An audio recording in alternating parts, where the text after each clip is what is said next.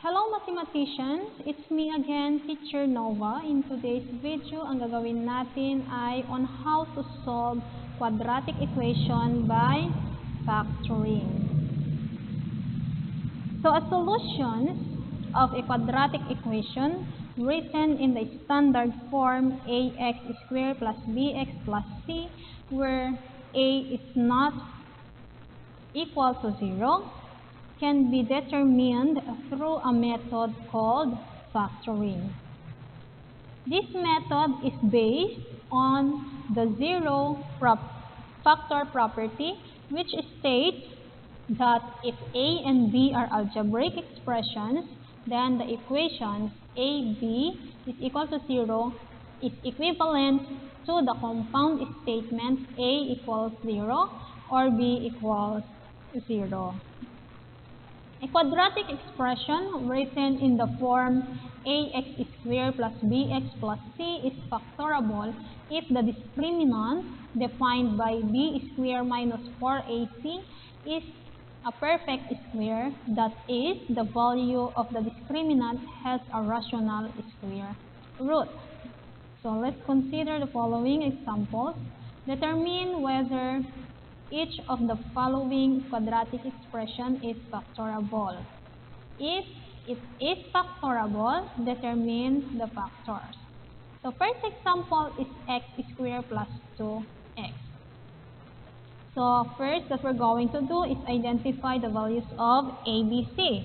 So yung ating a is 1. Bakit 1? So kung wala kayong nakikitang number sa numerical coefficient ng quadratic term or linear term, meaning yan ay 1. So b is positive 2 and c is 0. Why is it 0? Dahil from the given quadratic expression, there is no constant term. So using the discriminant, substitute the values of a, b, c and simplify. So 4 minus 0 is 4. So yung discriminant is perfect square, hence the quadratic expression is factorable. So x squared plus 4x, using the common monomial factor, we can factor the given expression. So x times x plus 2. So, yan yung factors of x squared plus 2x. Another, we have x squared plus 3x plus 2. So, using again the discriminant, but before that, we need to identify the values of a, b, and c. So, a is 1, b is positive 3 or 3, c is positive 2 or 2. So substitute and simplify. So 9 minus 8 is 1. So the quadratic expression is factorable since the discriminant is perfect square. So using this technique, get the constant term, ilagay sa first column, and get the numerical coefficient of linear term, ilagay sa second column.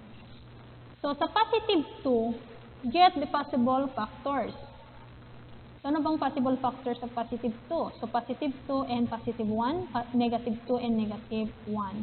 So para naman sa kabilang column, sa positive 3, kailangan i-add natin yung mga possible factors. So positive 2 plus positive 1 is positive 3. And negative 2 plus negative 1 is negative 3. So yung ating kukunin is positive 2 and positive 1. So x plus 2 and x plus 1. Another x is square minus 2. So if you still remember the x square minus 9, sorry. If you still remember the difference of two squares, so ito yung technique na ginagamit. get the square root of x squared, then place it inside the parenthesis, and place the square outside, and then get the square root of 9, so 3. Therefore, the factors ay x plus 3 and x minus 3. And using the other technique, so get the constant term, which is negative 9, and the linear term or the numerical coefficient of linear term. So yung numerical coefficient of linear term is 0 because from the given expression, there's no linear term. So what are the possible factors of negative 9? So we have positive 3 and negative 3, positive 9, negative 1, and negative 9, positive 1. So i-add natin ngayon, positive 3 plus negative 3 is 0, positive 9 plus negative 1 is 8, negative 9 plus positive 1 is negative 8. So yung gagamitin natin is positive 3 and negative 3.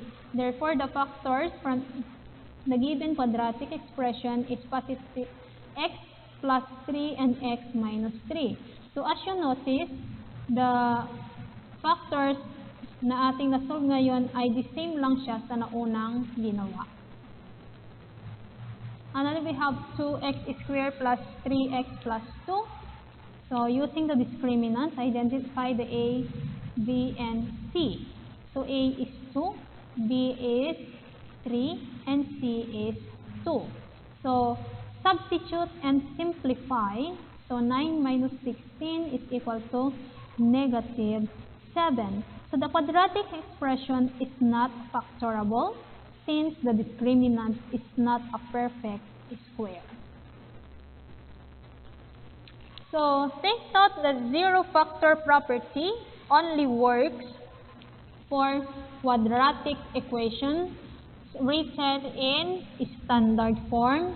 That is, the right side of the equation is equal to 0.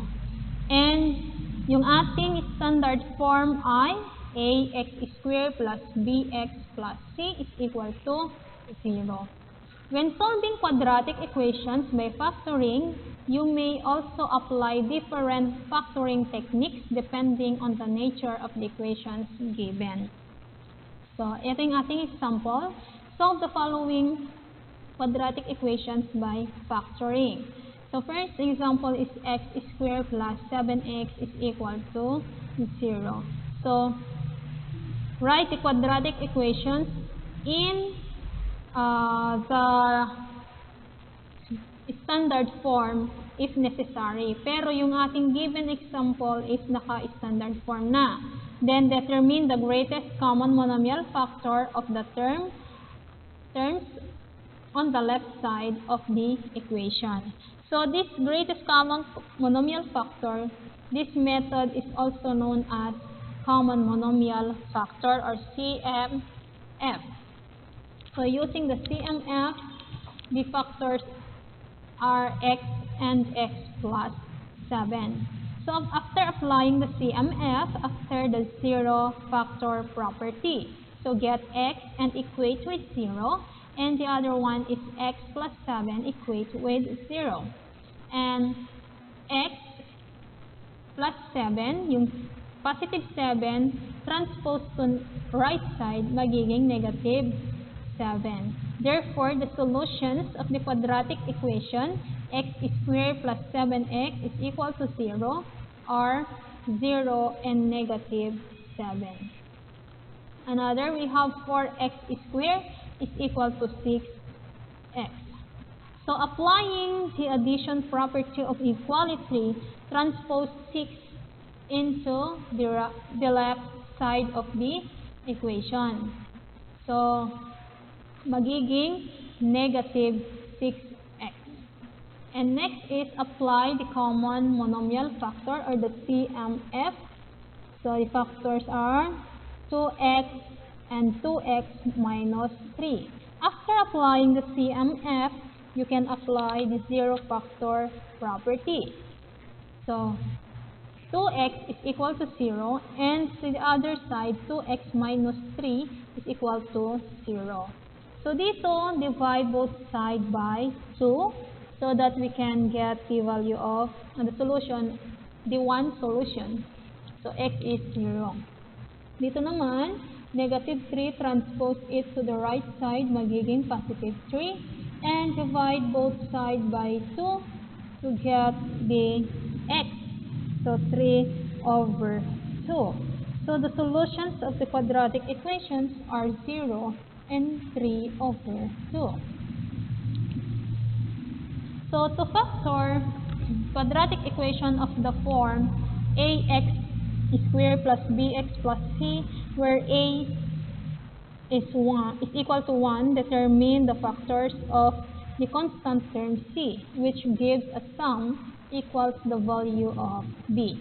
So itong technique na to ay ginagamit na natin yung parang cross.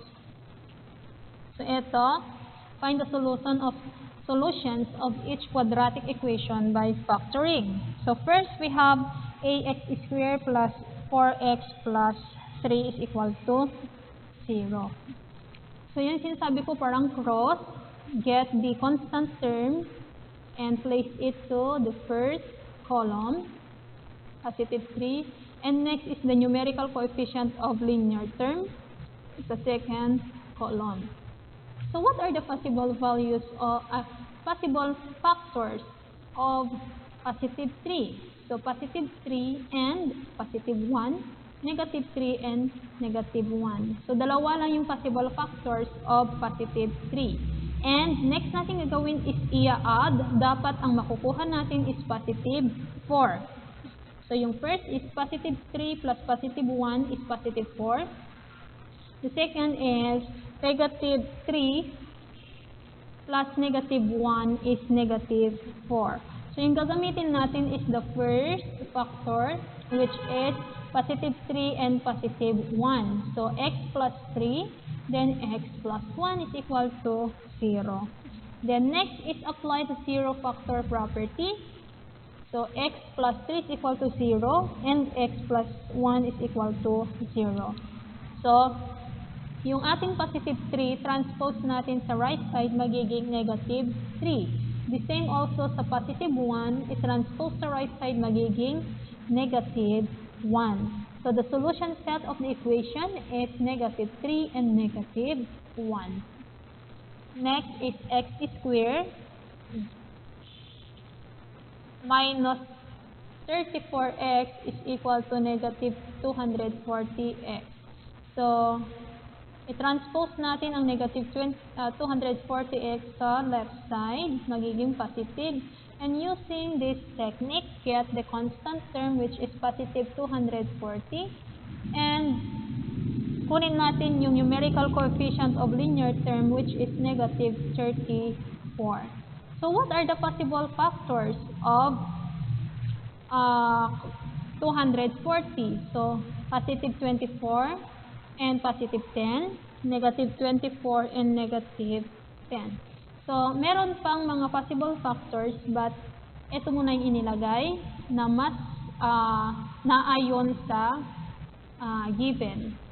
So, i-add natin ang first, positive 24 plus positive 10 is positive 34. Next is negative 24 plus negative 10 is negative 34.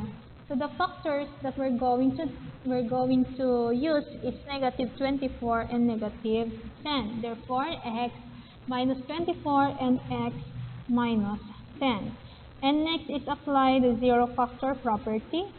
X minus 24 is equal to 0. And transpose negative 24 will become positive 24. Next one is x minus 10 is equal to 0. And transpose negative 10 magiging positive 10. So, yung kanyang solution set of the equation is 24 and 10.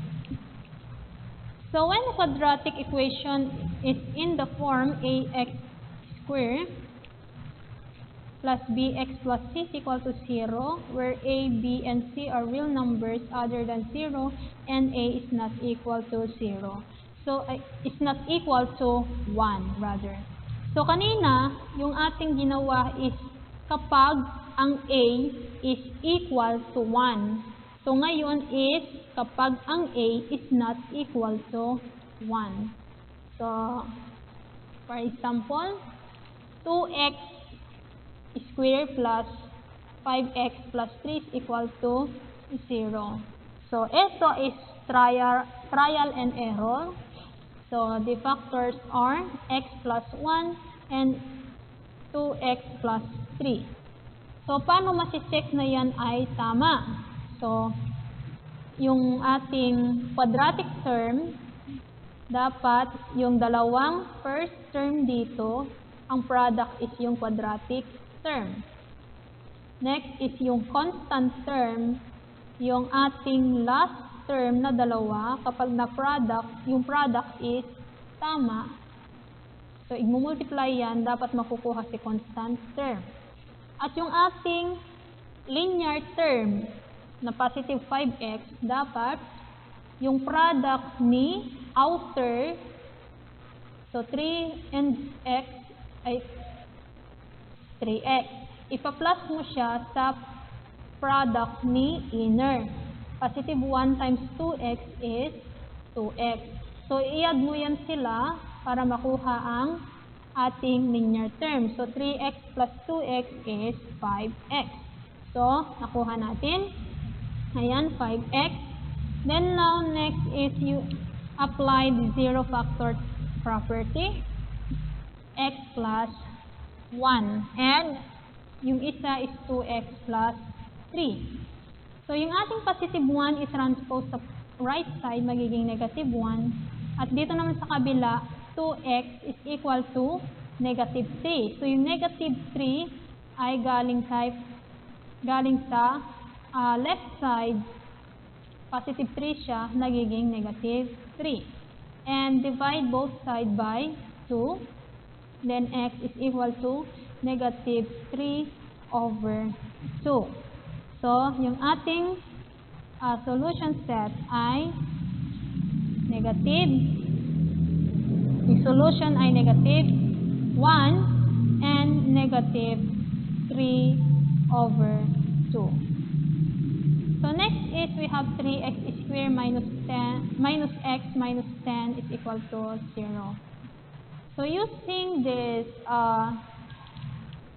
table, get the factors of negative 10. So, hindi na natin magagamit yung isa kanina parang cross kasi yung ating numerical coefficient ni quadratic term ay hindi na siya equal to 1. So, ganitong gagawin kapag hindi equal to 1. Get the factors of negative 10 or the constant term. Dito is ano yung possible factors and dito is yung middle term or yung numerical coefficient ni linear term. So, ano bang possible factors of negative 10? We have 2 and negative 5, negative 2 and positive 5, 1 and negative 10, negative 1 and positive 10. So, possible factors. So, negative 2 and negative 5. So, yung ating negative 2 and negative 5, yun yung kinuha natin sa factors of negative 10. So, saan natin kinuha yung 3x and x? So, yung 3x and x ay kinuha natin kay quadratic term, yung from the given na 3x squared. So, next is, yan, binaliktad lang natin. Parehas lang na positive 2 and negative 5, pero yung ating x and 3x ay binaliktad. The same, ganyan lang din, pag sunod-sunod. So, kung ano yung given factors, i-apply lang. Ayan. Then, yung 3x, basta yung factors of first, yung quadratic term, andyan lang na babalik-baliktad. So, now, yung ating 3 and negative 5, imumultiply natin, tapos, yung answer is a-add natin sa factors ni inner. So, negative 3x times negative 5 is negative 15x. Next is i-add mo siya sa inner terms. So positive 2 times x is positive 2x. And the answer is negative 13. So yung middle term is negative 13. Yung hinahanap natin is negative 1x or negative x. So, by continue ang process, so ito yung ating makukuha na mga middle term. Pag kinontinue natin yung process na ginawa sa una, at yung gagamitin natin is yung ito, dahil negative x ang kanyang middle term. So, yung factors ay x minus 2 and x plus 3x plus 5. So, ayan. So, 0 factor property. 3x plus 5 is equal to 0. Then, transpose negative 2 sa right side. And dito naman, yung ating positive 5 ilagay sa left side, right side. And divide both sides by 3. And x is equal to negative 5 over 3. And the solutions are positive 2 and negative 5 over 3. Another is we have 6x squared plus 13x plus 6 is equal to 0. So, the same lang din. So, get the factors of positive 6. So, possible factors. MC is the middle term. So, medyo marami-rami ito. So, possible factors of positive 6 is both positive 2 and 3, both negative 2 and 3, both positive 1 and 6, and both negative 1 and 6. So, ayan yung gayang ginawa natin. Yung 2 and 3 ay mag-i-stay siya sa last term ng binomial. At saan kinuha yung 6x and x? Factors of the quadratic term from the given. Baliktarin natin yung 6x and x. So, dito naman, other factors of 6x square is 2x and 3x. Baliktarin na natin. So, dito, ganun din. The same lang din, i-apply yung mga possible factors na mga outer, possible factors ng positive 6 at yung kanyang ang tawag nito, quadratic term. So, una is using the process kanina na ginawa natin, yung para makuha yung MC or the middle term, get the sum of yung product ni outer times the outer plus inner times the inner. So, continuous, medyo marami-rami. So, yung ating hinahanap dyan is positive 13x. So, yung positive 13x is nandito.